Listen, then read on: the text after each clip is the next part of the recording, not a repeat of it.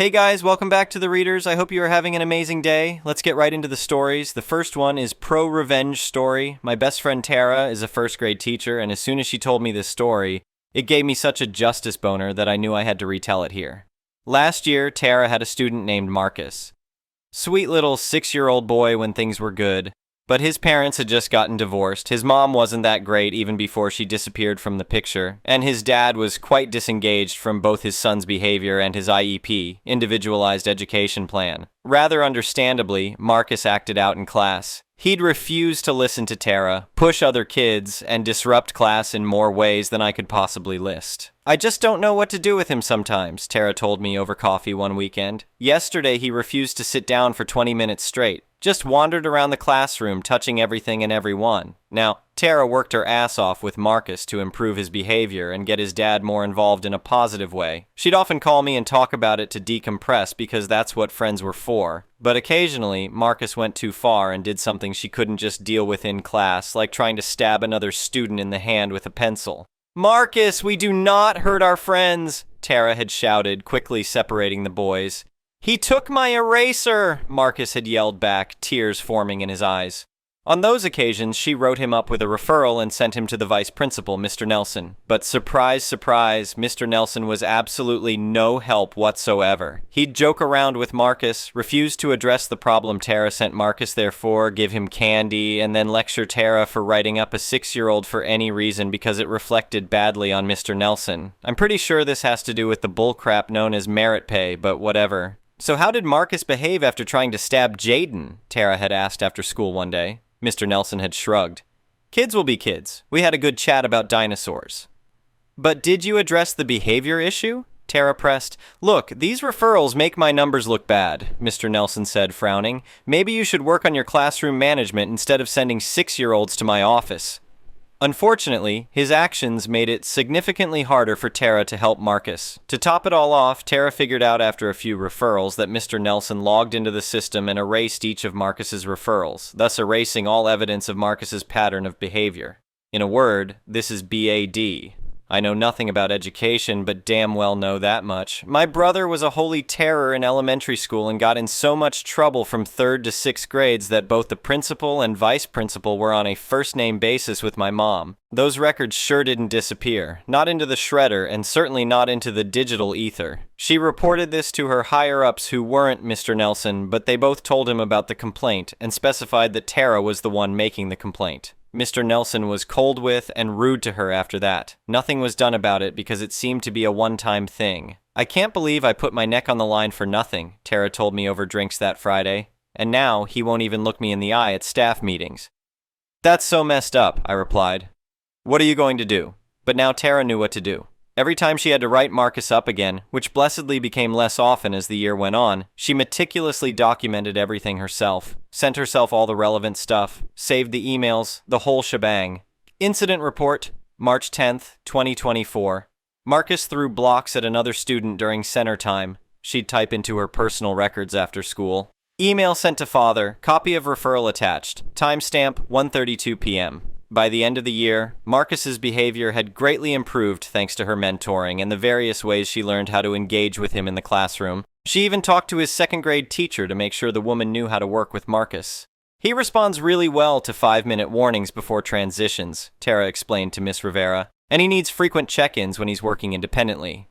God, Tara went above and beyond for this child. Partway through this school year, the higher-ups came to talk to Tara again. Even though nothing was done about her complaint the previous year, a record had been made of it. As it turns out, another teacher had reported Mr. Nelson for doing the exact same thing to her as he'd done to Tara. If she had anything related to her own ordeal, they wanted to see it. "Actually, I've been keeping my own records," Tara told them, trying to keep her excitement in check. "Would you like to see them?" Oh boy, did she. She gave them every single digital receipt she'd accumulated for the better part of a school year to compare with Mr. Nelson's, establishing a pattern of him undermining teachers via erasing students' patterns of behavior. "This is quite comprehensive," the principal said, scrolling through her documentation. 17 incidents, all with timestamps, parent communication logs, and detailed descriptions. "And not a single one appears in the official system," Tara pointed out. Mr. Nelson was quickly removed from his position as vice principal of Tara's school, even though he wasn't technically fired. He was just moved to a different school, and put in a much lesser position, and paid significantly less than before. I heard he's supervising the in-school suspension room at Washington Elementary now, Tara told me last week, unable to hide her smile. Karma's a idiot. Bonus, he taught history at Tara and Mai's high school while we attended it, and everyone loved him. I look forward to telling this whole story at our reunion because we sure don't like him now. The next one is an entitled people story. So this happened a few years back, and I still can't believe how entitled some people can be. I'm still laughing about how it all played out, and I figured you folks would appreciate this story of malicious compliance at its finest. I inherited a decent chunk of land from my grandfather, about 15 acres of mostly wooded property in what was becoming a pretty desirable area outside the city. The land had been in our family for decades, and while most of it was just forest, there was a beautiful cleared section right by a small lake that would make an amazing building spot someday. My grandfather had always talked about building a retirement home there, but he passed before he could make it happen. After I inherited the property, I wasn't in any rush to develop it. I had a good job in the city, and honestly, the land was increasing in value every year as urban sprawl crept closer. I figured I'd hold on to it as an investment and maybe build something there when I was ready to settle down. I visited maybe once every few months just to check on things and make sure nobody was dumping trash or anything. The property was pretty secluded, accessible by a narrow dirt road that branched off from the main county road. There were a few other large properties in the area, mostly owned by people who liked their privacy. The whole area had this rustic, back-to-nature vibe that was becoming increasingly popular with city folks looking for weekend retreats. Everything was fine for the first couple of years after I inherited the land.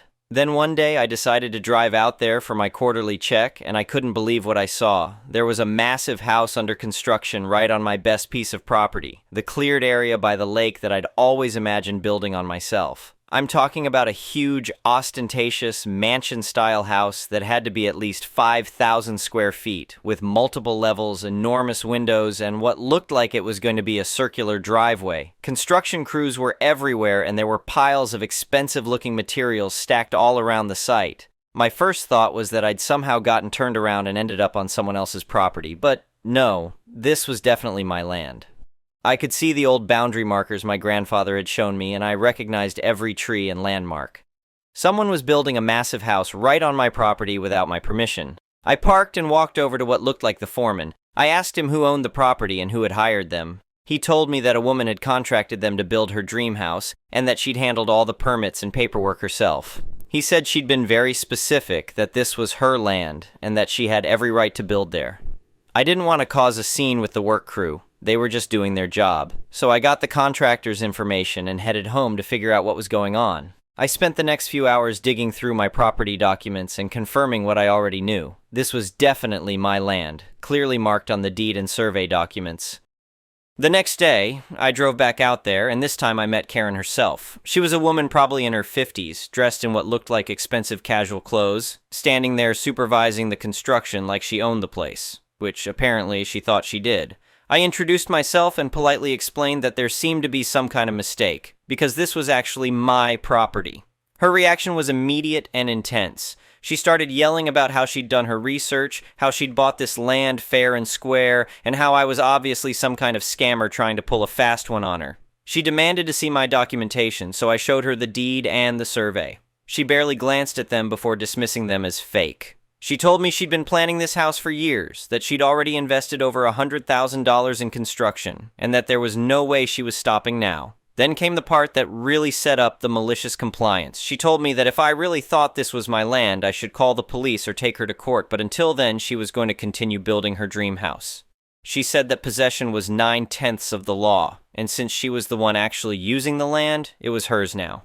But here's where it gets really good. She then made a demand that was so unreasonable, I almost couldn't believe she was serious. She told me that since I was obviously confused about property boundaries, I should stop trespassing on what she claimed was her land. She demanded that I never set foot on the property again, and that if I did, she'd have me arrested for trespassing. She was literally demanding that I stay off my own property while she built a house on it without permission. The audacity was breathtaking. Now, I could have called the police right then and there, or gotten a lawyer involved immediately. But something about her entitled attitude and her ridiculous demand gave me a better idea. I decided I was going to comply with her request, maliciously. I told her that I respected her position and that I wouldn't step foot on what she considered to be her property until the ownership question was resolved through proper legal channels. She seemed satisfied with this response and probably thought she'd scared me off. What Karen didn't realize was that by demanding I stay off the property, she'd just given me the perfect excuse to let her continue building and spending money on land she didn't own, while I took my time going through the proper legal process to reclaim it. See, if I'd stopped the construction immediately, Karen might have only lost the initial investment and some time. But by complying with her demand to stay away, I was allowing her to dig herself into a much deeper hole. Over the next several months, I watched from the county road as Karen's dream house took shape. I could see the construction progress from a distance, and it was clear she was sparing no expense. The house was absolutely massive, with what looked like imported stone, high-end windows, and custom architectural details that probably cost more than most people's entire homes. During this time, I wasn't idle. I hired a real estate attorney and started the legal process to establish my clear ownership of the land and get Karen's construction stopped. But legal processes take time, and I was in no hurry. Every day that passed was another day Karen was investing more money and effort into a house she'd never be able to keep. My lawyer was initially confused about why I didn't want to seek an emergency injunction to stop construction immediately. I explained my reasoning. Karen had demanded I stay off the property and let the legal system handle it, so that's exactly what I was going to do. If she wanted to keep building while the legal case proceeded, that was her choice. The construction continued for about 8 months total. By the time it was finished, Karen had built what was easily a $1 million custom home, complete with high-end appliances, custom millwork, imported fixtures, and professional landscaping. She'd even had a dock built on the lake and installed an expensive water filtration system. During the final months of construction, I noticed Karen was spending a lot of time at the property, clearly getting ready to move in. She'd even started having furniture delivered and had landscapers working on elaborate garden beds around the house. Finally, my lawyer completed the legal paperwork and obtained a court order confirming my ownership of the land and ordering Karen to cease all construction and remove any structures from the property. The sheriff served Karen with the papers on the same day she was scheduled to have her final inspection. I'll never forget the look on Karen's face when the sheriff showed up. I wasn't there personally. I was still complying with her demand to stay off the property, but my lawyer was there as a witness, and he said Karen's reaction was something to behold. She started screaming about how this was impossible, how she'd done her research, how she'd never seen any paperwork indicating someone else owned the land. The sheriff explained that the court order was very clear. She had 30 days to remove all structures and belongings from the property or face additional legal consequences. Karen tried every argument she could think of. She claimed squatters' rights, adverse possession, that she'd bought the land in good faith, that her contractor had assured her everything was legal.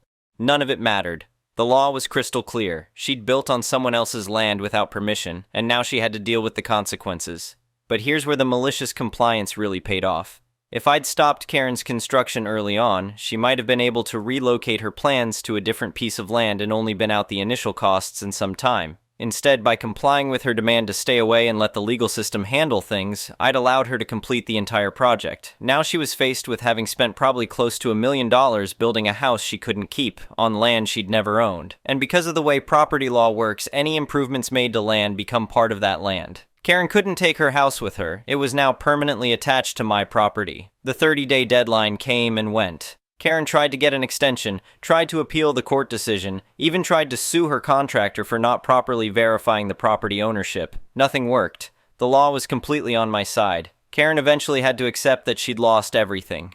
She'd spent her life savings building a dream house on someone else's land, and there was nothing she could do about it. The sheriff's department had to forcibly remove her belongings from the property when she refused to leave voluntarily. The final twist came when Karen tried to recover some of her costs by suing me for allowing her to build on my land when I knew she didn't own it. Her argument was that I should have stopped her immediately instead of letting her continue building. My lawyer had a field day with this one. He pointed out that Karen had specifically demanded that I stay off the property and let the legal system determine ownership. I had complied with her exact request. She couldn't sue me for doing exactly what she demanded I do.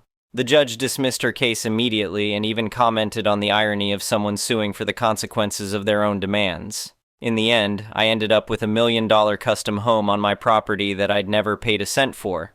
Karen lost everything and had to move back in with relatives while she tried to rebuild her finances. The house is absolutely beautiful, by the way. Karen might have been entitled and unreasonable, but she had excellent taste in architecture and finishes.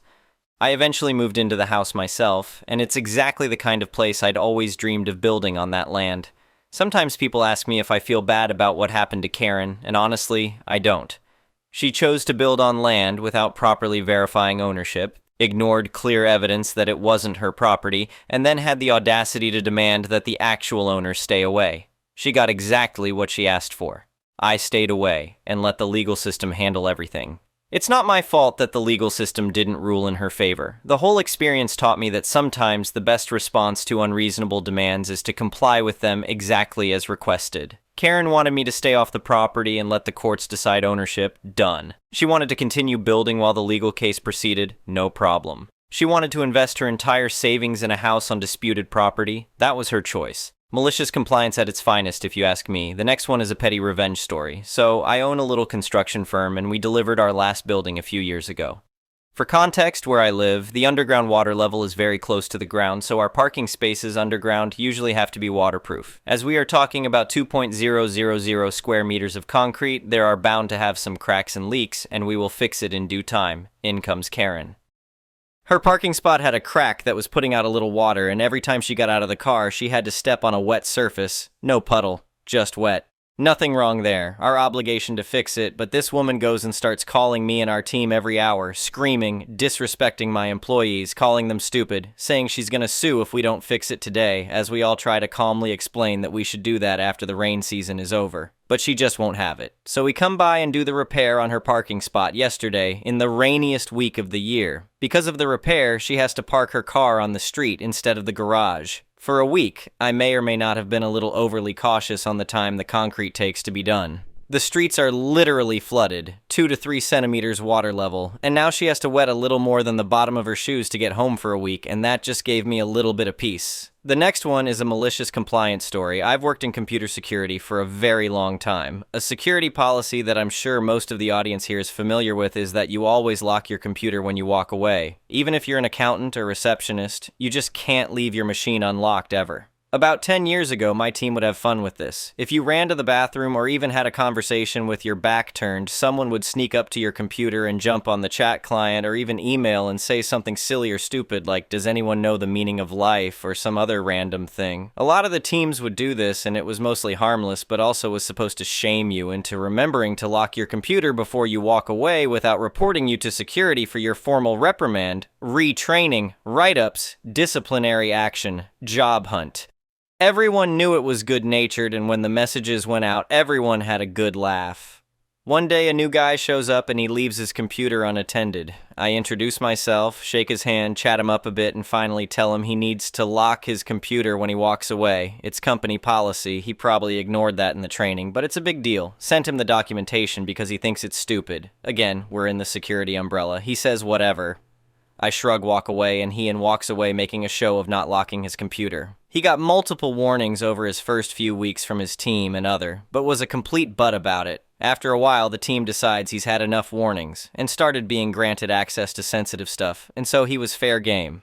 Not long after, I walked by him on his way to the elevator atrium, so I know he's going to be gone for a while. I sit down, find his email client, and type out a silly message to his team's DL and hit send. As I'm standing up, he's walking back. He finds me and demands to know what I was doing. I shrug, say whatever, and walk away. Later that day, his manager walks up and tells me that he explained the situation to his new employee, and that the new guy didn't want to play that game, and was considering reporting me to security for impersonating him. Really? Okay, no problem, Mr. Manager. We were on very good terms. We will not play the game with your newbie. I will follow standard procedures. I got my team and a few others on chat to tell them that under no circumstances should anybody fire a message from him when they saw his computer unlocked. No shame reminders for newbie. Just follow the standard procedure. Almost 50 security violation tickets were logged in the next 2 days. His desk happened to be closer to the elevator atrium, break room, and bathroom, so a lot of normal traffic. He was in security retraining the following Monday. We were in an open floor plan, and I could see how mad he was, talking to his manager and gesturing in my direction quite a bit. Not my fault, I had only opened 2 tickets. His manager asked me to let up.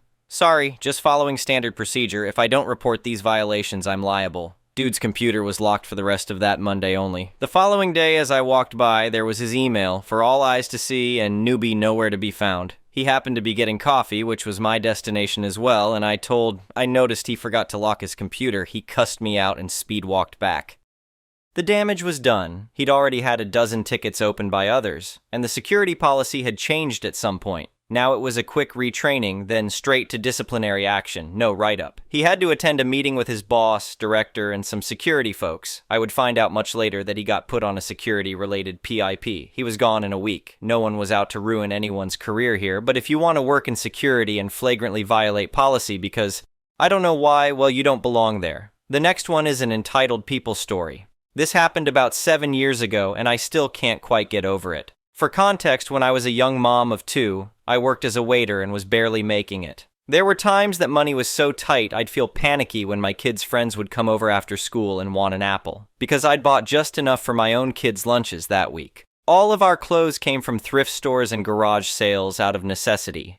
Fast forward to now, when things are so much better. But old habits die hard, and I still love to thrift and garage sale. Not out of necessity anymore, but because I know the amazing treasures that lurk there, and love the thrill of the hunt. One day I was in line at our local thrift, and the 30-something woman in front of me was holding a beautiful blue silk Madewell slip dress, pleading with the women behind the counter, saying she hadn't realized when she bought the previous week that it had a tear, and she wanted her money back. There are no returns, no refunds signs everywhere in this store, and the women behind the counter pointed to them and said no. The woman said, "Please, please, please, I paid $15 for this dress that I need for a wedding this month. It's damaged and I can't wear it." Everyone in line was watching this and some people were getting impatient, but I was flooded with empathy. $15 doesn't sound like much money, just like an apple for an 8-year-old guest isn't much food. But it brought me immediately back to what it was like walking that tightrope. I happen to be a pretty good and inventive seamstress, so I stepped up and said, "Hey, could you show me the tear?" The woman spun around and held it up for me, a small horizontal slit on the side just above the hip. I said, "I can fix that for you, for free. I'd love the challenge. It'll take me a few days. Will that work?" She kind of awkwardly gave me the dress. We exchanged info, and the women behind the counter looked relieved. I patched the tear with some blue silk velvet. I'd cut it into a small flower shape, and sewed a tiny rhinestone vintage button in the center. It looked intentional, and in my humble opinion, even better than before. I was so psyched to have done this good deed, and to have rescued a pretty dress, which is also a passion of mine. I texted the woman, we'll call her Jane, and sent her pictures of the dress. She wrote back and said she loved it and would come pick it up that afternoon. I told her I'd be out, but I'd put it on the porch in a bag. When I came home that evening, the bag was still there. I texted Jane the next morning and asked her if she'd like me to leave it out again. She said yes, and that she'd be by that day. This went on for another few days. I stopped texting, and the bag and dress just sat there. After a week, I decided to bring it into the house and see what would happen next. About 10 days later, Jane texted me and told me she was sorry that she hadn't come by, but that she was a really busy mother of young kids, and also taught yoga classes, and she didn't have time to come get it. She told me where she lived, about 10 minutes from my house, which, BTW, is between her house and the center of town, where the only grocery store in the area is, and asked me if I would bring it to her instead. There aren't that many great things about getting old, but one of them, for me at least, is knowing what to do and what not to do in most situations based on collective life experience.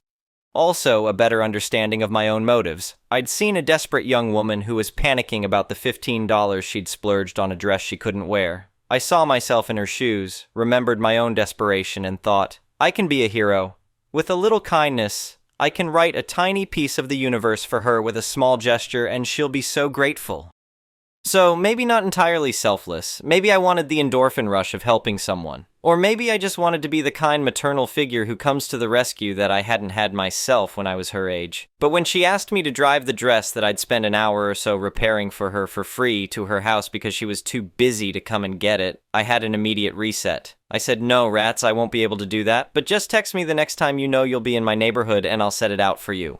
I'll add that there was a notable lack of any kind of appreciation on her part through the whole process. I don't think she ever said thank you once. Another month went by with nothing from Jane, so presumably the wedding she'd bought it for had come and gone. One day, when one of my DILs, who also loves to thrift, was visiting, I told her the story and showed her the dress. She said she loved it and asked to try it on. It fit her perfectly. She said to let her know if Jane never came for it because she would love to have it. I told her to just take it with her, that it was pretty clear that Jane was not coming for it. I will say I'd noticed during the repair that the dress had been worn. There was even a small stain on the bodice. I'd treated and washed it, and it came out, but I eventually figured out that Jane had bought the dress, worn the dress, torn the dress herself, and was trying to scam the thrift store by saying it was torn when she bought it. Believe it or not, almost 3 months later, Jane called me one day and said, "I'll be in your neighborhood this afternoon. Could you put the dress out for me?" No apologies or explanations. It gave me no small satisfaction to tell her that I was so sorry, but because I hadn't heard from her for so long, I'd thought she didn't want it after all, and had given it away. She said, "Okay," and hung up. FYI, I love weird stories, and the weirdness of this one made the experience worth it. Also, this isn't a cautionary tale about reasons you shouldn't help people. One entitled Jane won't stop me from offering to help people who need it whenever I can.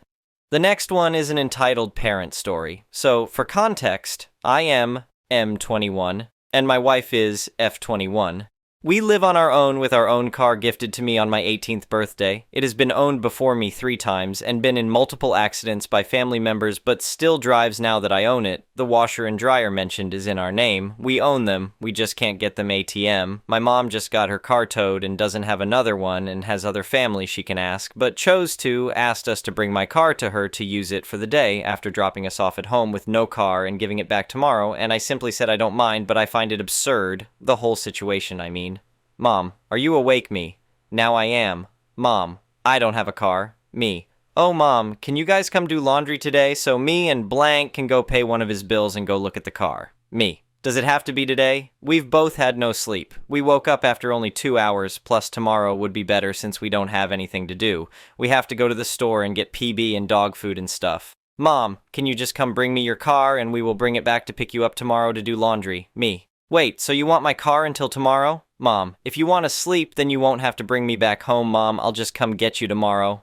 Me, I'm so confused, me. Can you please slow down and actually type out everything that you're trying to say, because these little hints are not helping me at all. She then texts my wife's phone and asks the same question, then calls her phone. Basically, she asks again, and I tell her that I think it's absurd to ask that knowing we don't barely have money and don't have another car. And my family is very car accident prone, and she starts crying and brings up that she's the one who got me that car even though it's in my name and has been for 3 years now, and starts getting upset, hanging up on the call. Here's the rest of the conversation on my phone. Me. Okay, look, I love you, and I don't know why you're getting so emotional and everything. Again, let me say in bold parentheses, I never said that, you can't take my car. All I said was that I found it a little absurd, which is my opinion. We can still go through with your plan, but I'm allowed to have my own opinion, and I really don't understand why you're sitting here about to cry over the phone for no reason just because of something I said. I can understand it if you've helped us all this time or me all this time, and then I tell, with no given reason or explanation. But I didn't even tell you, no, all I said was I found it a little absurd. I don't understand what's going on right now, but it's very strange. I love you and all, but that was very strange. Mom, why would you find it absurd I have no car? Now I have nothing. I helped you when you had nothing, and all I am asking is for help. But never mind, it's absurd for me of all people that you owe over $9,000 to for me to ask one favor. The money she's talking about is to help us pay rent a couple of times when we were on our own and she helped us out. Our rent was only $11.74 and she only helped us pay that twice and didn't sign a contract that we owed her that money, so it's just word of mouth. And from the beginning, she's not only used that to hold over our heads to get what she wants, and the amount has changed every time. It started with $5,000, which even that didn't equal the 2 times she helped us, and has just gone up every time. Mom, how dare you me? Mom, you keep saying that I shouldn't be saying it's absurd, but you're leaving out the part where I said it's absurd, but I never said no. I'm entitled to my own opinion, free speech is a thing, and also you keep saying that I said it was absurd for you to use my car. You're not asking to use my car, you're asking to take my car for an entire day and night, and return it the next day. Of course I'm gonna find that absurd, and what do you mean? How dare I? Like what? Me. Look, I don't have a problem with you borrowing my car for a day or night. I just want you to know that you were in full responsibility of said car, and if anything happens to it, is your responsibility to fix and replace it. But other than that, I have no problem with you borrowing it, especially if we're gonna go do stuff tomorrow, like our laundry and stuff. But if even that is a problem for you, or you have an issue with that, you're more than welcome to go. Ask blank. If my opinion is that much of an issue to you that even me telling you flat out that you can use my car, but that my opinion still stands, if that's too much for Vuvu, can go ask blank. My opinion is my opinion. I can have it if I want, it doesn't stop you, but like I said, if anything happens to the car, it is your responsibility to replace or fix it. That's it. Take it or leave it. Mom. You may not do laundry at my house tomorrow. If you need to do laundry, you can come and get your washer and dryer. Me. Are you being serious right now, even after what I just said about how I didn't mind? Okay, that's fine. You may not borrow my car then. Mom. Yes, that's how I feel. Me. Because you are telling me to ask blank. Because you really don't want me borrowing your car, so you needed to ligger out. Now, Lo, pay me for the phone bill every month, and the money you owe me, you need to start making monthly payments. The monthly payments are not in contract, and she's referring to the money she says we owe her, even though it was never legally binded, and we've had financial issues for the last year and a half, and she knows that. Me. Number 1. Again, it's my opinion. Number 2. I told you to ask blank. If you didn't agree with my opinion, or didn't care for my opinion, which you are valid to do, but telling me how dare I have an opinion, or how dare I say something even though Liv already said that I was okay with it, like, come on now. And number 3, the reason that I'm a little uncomfortable with you borrowing my car for an entire day or night is because everyone in my family besides me, whether it's their fault or not, seems to get into an accident sometimes, and I don't have a second option. And I don't have connections like you do, so if I lose my car, that's it. It's game over, so of course it'd be a little uncomfortable, but did I tell you no I didn't? I am now, because you're being unreasonable. But I didn't say no at first, which is what I told you multiple times. I love you, I really do, but this is being very extra for no reason. Anyway, thank you for watching.